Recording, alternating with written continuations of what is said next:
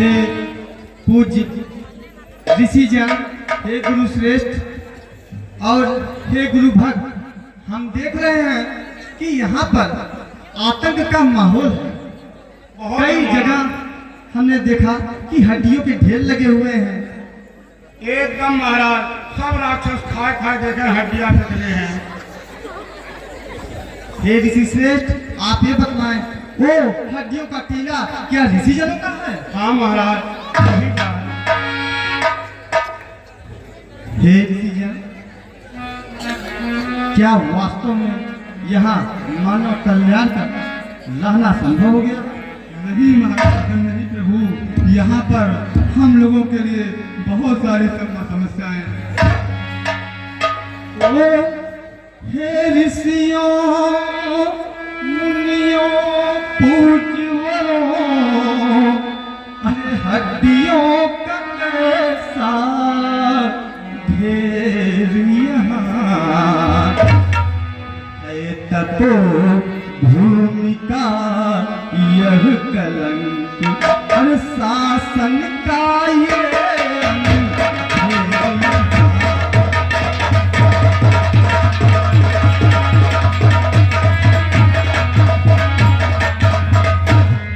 कितना क्रूर कष्ट वाला गुरुदेव, अरे यह दृष्टि में आता है, पकड़े हैं इसने पाँव मेरे, आगे तो नहीं चला जाता।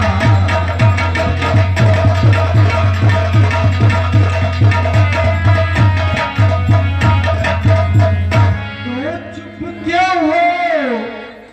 अरे चुप क्यों हो?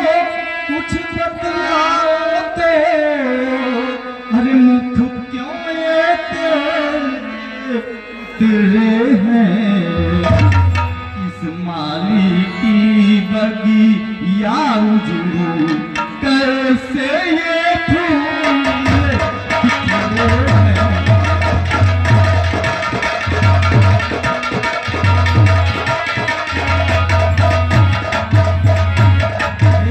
कृपा करके आप यह दुख हमें बताएं। जब आप पूछ रहे हैं तो हम अवश्य बताएंगे महाराज। ये गुरुदेव, अरे हमको बेनिपुर प्रजा जानी असुरों ने बहुत सताया है।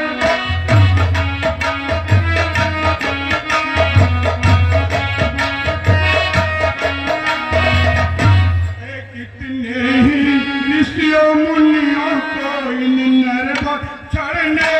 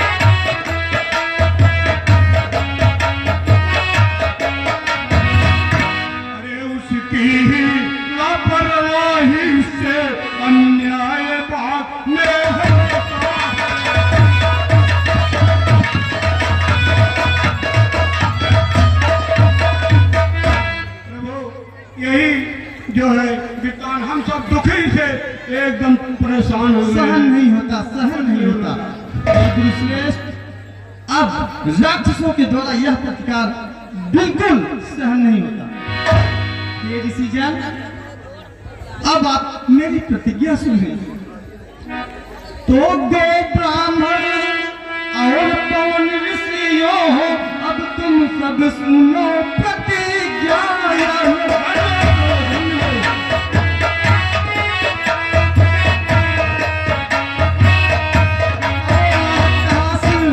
आकाश सुने, पाताल सुने, नभ मंडल सुने प्रतिज्ञा।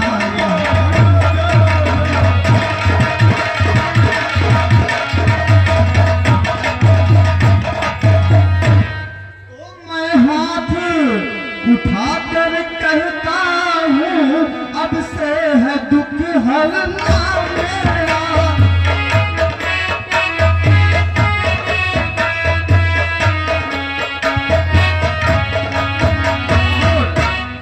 राक्षस से पृथ्वीहीन करूं, तब दशरथ नंदन नाम मेरा।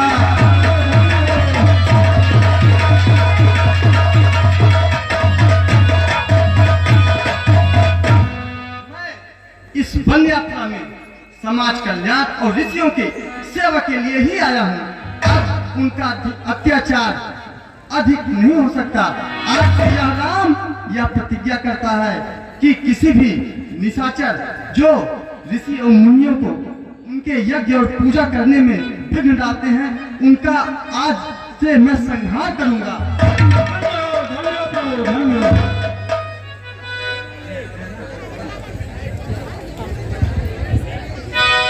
गुरुदेव, अब आप बताइए, वनवास के संकट को सहन और आप लोगों की सेवा करने के लिए मैं कहाँ पे, किस स्थान पे जाऊं? आप मेरा मार्गदर्शन करें गुरुदेव। अरे आप तो सबको स्थान देने वाले हैं, हम आपको ही स्थान बताएंगे।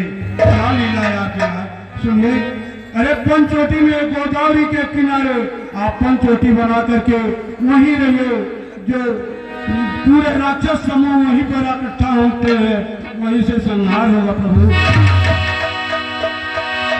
गुरुदेव, आज मैं आपका आभारी हूँ। आप मेरा मार्ग प्रशस्त किए, इसके लिए मेरा प्रणाम स्वीकार करें गुरुदेव।